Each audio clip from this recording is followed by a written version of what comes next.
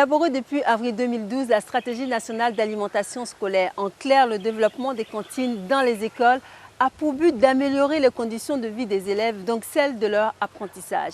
Bien nourris, les enfants améliorent leur performance à l'école. C'est un vaste programme qui a l'autre avantage d'impliquer les communautés locales dans la fourniture des denrées alimentaires et d'augmenter la production agricole.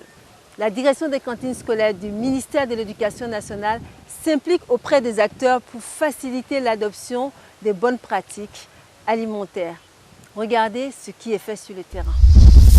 La Côte d'Ivoire s'est résolument engagée dans une politique volontariste d'appropriation des programmes des cantines scolaires à la faveur du retrait progressif du Programme alimentaire mondial PAM amorcé en 2011. Il s'agit sans détour de mener des stratégies tous azimuts visant à pérenniser les cantines scolaires et offrir un repas chaud aux élèves des écoles primaires publiques tout en améliorant les indicateurs éducatifs de notre pays. Dans cette perspective, les nombreuses sensibilisations menées par la direction des cantines scolaires ont permis d'avoir l'adhésion des communautés. Certaines ont quasiment réussi et leur expérience mérite d'être partagée. Cependant, les stratégies de pérennisation en zone rurale diffèrent de celles initiées en zone urbaine à cause surtout du manque de terres cultivables.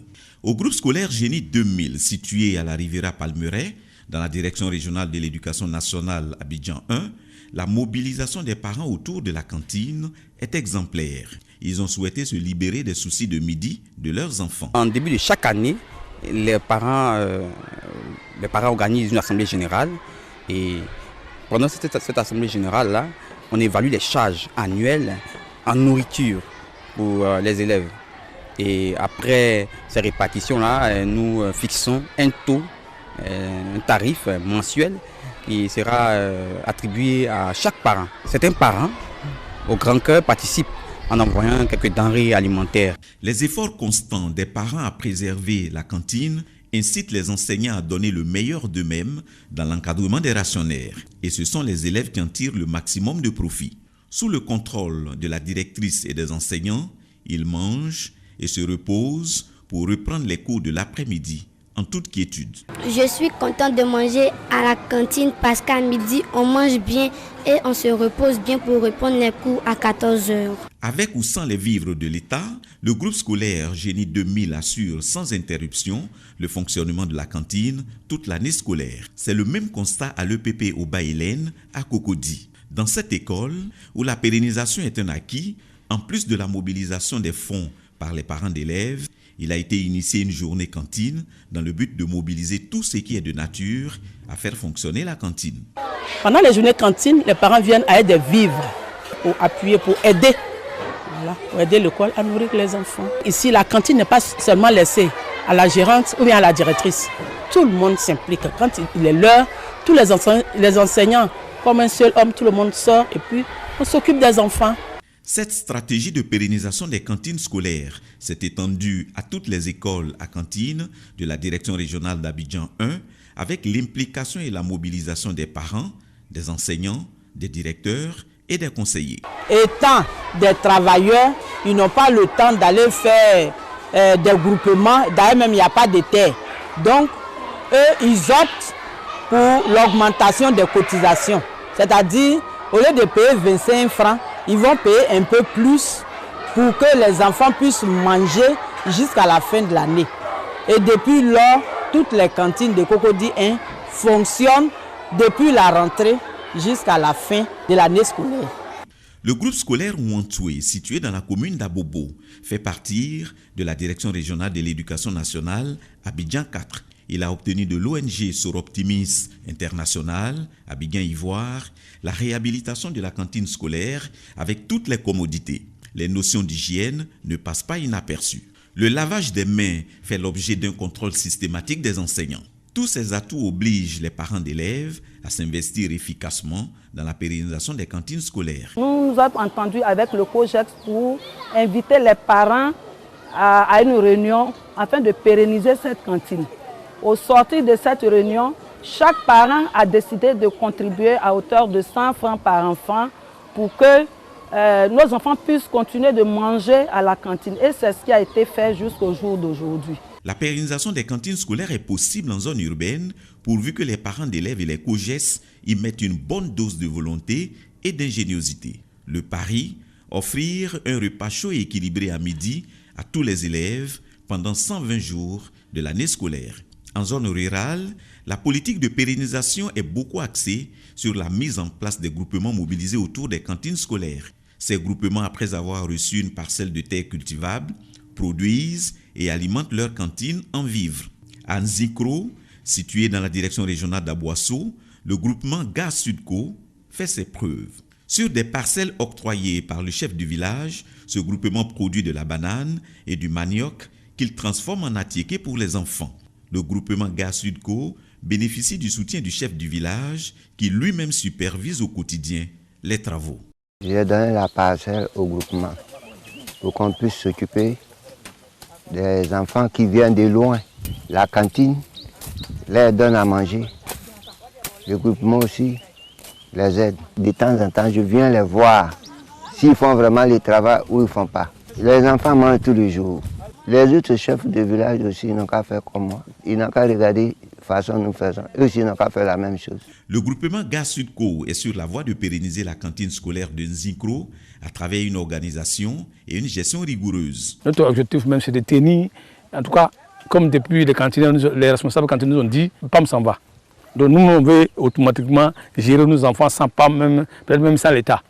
Dans la direction régionale de Bondoukou, à travers le projet Une école, 2 hectares de culture pérenne, 60 écoles à cantine ont bénéficié chacune de 2 hectares de terre cultivable pour faire soit de l'anacarde, soit du palmier à huile. C'est ce projet que nous voulons vulgariser dans toute la Draine.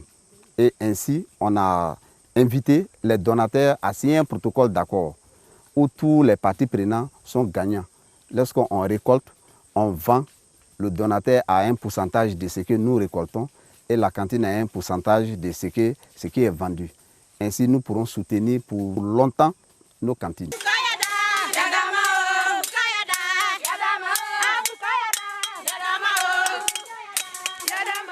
À Gbangbo, des hommes et des femmes, regroupés au sein de la coopérative Témitran, dans un esprit convivial, travaillent sans relâche à jouer leur partition dans l'alimentation scolaire. Ils battent en brèche les mauvaises herbes et en ressortent avec le manioc, le maïs et l'igname pour ravitailler la cantine. Nous sommes 135, 4 garçons, 131 femmes.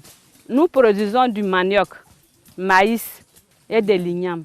Quand on produit, on partage, on donne une partie à la cantine et l'autre partie pour nous. Cette année, on a donné 41 jours à la cantine. Quand nous partons au champ, les enfants mangent à l'école. Ils sont tranquilles, ils étudient à l'école. Le chef du village nous a donné 2 hectares. On a planté 1 hectare d'anacarde. Cette année, on va planter 2e hectare d'anacarde. Le groupement Témitran a compris très tôt que nourrir les enfants de la cantine de façon durable passe nécessairement par la promotion des cultures pérennes. M. Ouattara Drissa a fait le premier pas. J'ai donné 2 hectares d'anacarde à la cantine pour qu'on puisse nourrir tout le monde. Parce que j'ai vu que nos braves femmes sont en train d'aider nos enfants. En tant qu'hommes aussi, il faut aider l'enfant pour que l'enfant puisse avancer. À Niango, toujours à Bondoukou, en plus des cultures pérennes, le groupement assure quelques jours de pérennisation grâce à la broyeuse mobile offerte par la cantine scolaire. Cette année, cette broyeuse nous a permis d'avoir une somme de 173 000. Et quand nous avons enlevé l'argent pour que nous utilisons pour payer le carburant et puis la maintenance, nous avons pu payer 7 sacs de riz. Et cela aussi a pu aider le groupement à fonctionner pendant 50 jours à la date du 25 mai 2018. Sur la base des nombreuses campagnes de sensibilisation pour la promotion des cantines scolaires menées par la direction, le village Akasso, dans le département de Koufao, a réussi à impliquer les cadres et la mutuelle de développement dans la pérennisation de la cantine. En dehors des infrastructures, nous apportons aussi un appui au niveau de l'alimentation. Nous apportons du riz, de l'huile et surtout des pâtes alimentaires pour augmenter le nombre de jours de fonctionnement. En plus des actions du groupement, du chef du village, de la mutuelle de développement, des hommes de bonne volonté n'hésitent pas à soutenir la cantine en apportant du riz, des pâtes alimentaires et des plaquettes d'œufs. Le groupement Eyobié de Kofi Kokorekro dans l'inspection de l'enseignement préscolaire et primaire de Tankessé a pris le taureau par les cornes en faisant de la pérennisation des cantines scolaires son affaire. La culture de l'igname et de l'anacarde sont au centre du mode de pérennisation choisi par le groupement. Cantine, c'est notre affaire. Les Blancs est venu nous aider, mais il se pourrait qu'ils vont partir. Mais s'ils vont, il ne faut pas qu'on va rester la bras croisés. Il faut que nous-mêmes, on prend les relais des Blancs pour qu'ils puissent nourrir nos enfants. Donc la cantine, ce n'est pas pour les Blancs, c'est pour nous-mêmes. Puisque les Blancs, ils ont les enfants là-bas. Ceux qui mangent ici, là, ce sont nos enfants. Le jour que les enfants ne mangent pas là, nous-mêmes, on tombe malade. Aujourd'hui, notre préoccupation, pour la nourriture, on peut le faire. Mais l'eau, c'est l'eau seulement, on n'a pas l'eau potable. Si les enfants mangent bien, qu'ils ne boivent pas l'eau potable, ça va les rendre malades. Dans la direction régionale de l'éducation nationale de Bongouanou, il a été initié la caravane de sensibilisation. Objectif, mobiliser le maximum de vivres pour faire fonctionner les cantines. Notre stratégie consiste à organiser une caravane de sensibilisation. Et les membres de cette caravane sont les responsables de l'ANADER, les COGES, les conseillers analphabétisation et les conseillers cantine. Nous partons de village en village pour expliquer les objectifs à atteindre. Nous sommes partis de 7 tonnes à la première année pour arriver à 18 tonnes l'année passée et cette année nous sommes à 30 tonnes de vivres mobilisés pour les cantines scolaires.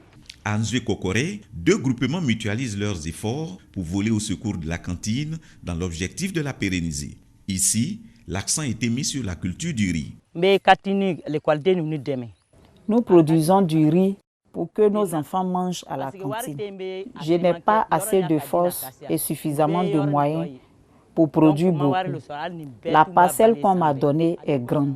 Cette année, j'ai fait 3 hectares pour aider la cantine. Si j'ai la santé et les moyens, je ne serai jamais fatigué d'aider la cantine parce que c'est bon pour nos enfants. Si nos enfants ont faim, ils ne pourront pas bien travailler. Je demande à toutes les femmes de Côte d'Ivoire d'aider les cantines. Parce que si nos enfants travaillent bien à l'école, ils pourront nous sortir de la pauvreté. Cette stratégie de mobilisation des vivres est soutenue par la coopérative Kambono Dara. Le groupement plaide pour l'obtention d'un camion de ramassage afin d'être plus efficace dans la livraison des vivres. Nous sommes déterminés à augmenter notre apport à la cantine, mais notre souhait, c'est l'équipement en matériel agricole de notre groupement. La nourriture de l'enfant, c'est l'affaire de la mère. Tous ces groupements bénéficient de l'appui du ministère de l'Éducation nationale en matériel agricole, motopompes, broyeuses, tricycles, unités de production et formation en alphabétisation, à la comptabilité simplifiée et en technique culturelle à travers l'ANADER. Nous faisons des formations théoriques et pratiques.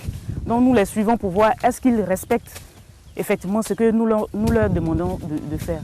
À la fin, nous remarquons que le rendement est très bon. Avec la formation, le groupement arrive à produire plus de 30 tonnes à l'hectare. Les stratégies de pérennisation des cantines scolaires diffèrent d'une région à une autre. Elles tiennent compte des besoins et des réalités alimentaires des localités. Les différents modes de pérennisation présentés ont pour seul objectif de partager les expériences pour dynamiser nos ambitions. Pour ce qui concerne notre engagement, il est total. Les sous-préfets et moi-même, nous avons déjà, dès notre prise de fonction, pris l'engagement de faire en sorte que toutes les parties prenantes soient aussi alignées sur le même processus et que le leadership se développe à travers donc la gestion des cantines scolaires et l'expérience aidant, nous pensons donc partager notre approche. Peu importe la quantité, chacun doit soutenir les cantines scolaires pourvu que ce qu'on donne permette aux enfants de prendre tout au long de l'année scolaire un repas chaud et équilibré tous les midis.